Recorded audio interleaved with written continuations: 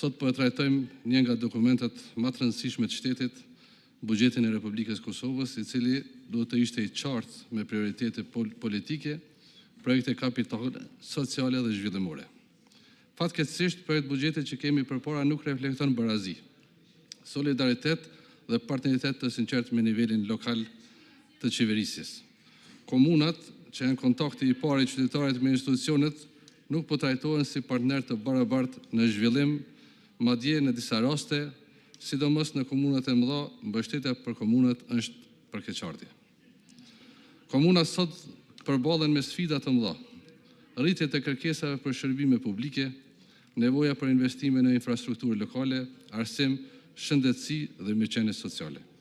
Megjithatë, përkundër rritjes së përgjithshme të buxhetit, nuk po shohim një rritje proporcionale dhe të drejtë për komunat e Republikës Kosovës.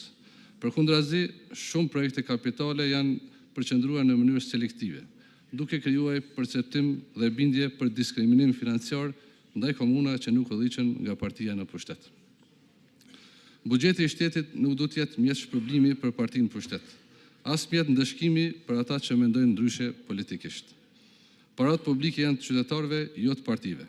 Çdo komunë, pa dallim përkatësie politike, meriton trajtim të barabartë dhe mbështetje të drejtë, bazuar në nevojat dhe kriteret e qarta zhvillimore.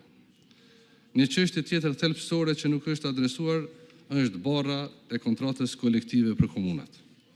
Vendimet për zbatimin e saj janë marrë në nivel qendror, por faturat financiare ju është lënë komunave. Kjo çështje është e padrejtë dhe e papranueshme. Nuk mund të marrim vendime politike në qendër dhe pastaj të transferojmë kostën financiare qeverisjeve lokale pa mbështetje shtesë buxhetore. Kjo krijon një presion të madh mbi buxhetin komunal, rrezikon investimet kapitale dhe kufizon mundësinë për ofrimin e shërbimeve cilësore për qytetarët. Në vend që komunat fokusohen në zhvillim, ato detyrohen të menaxhojnë mungesën e mjeteve dhe të shlyejnë burgjet nga procedurat përmbarimore. Zhvillimi i qëndrueshëm dhe gjithëpërfshirës Kosovë duhet të forcojë nivelin lokal, jo ta dobësojë ata. Duhet të krijohet një formulë transparente dhe e drejtë e ndarjes së mjeteve, që garanton barazinë e investimeve kapitale dhe që merr përgjegjësinë nga niveli qendror për obligimet që burojnë nga vendimet e nivelit qendror. Buxheti duhet të jetë instrument i zhvillimit barabartë rajonal, i fuqizimit të komunave dhe i rritjes së mirëqenieve të qytetarëve.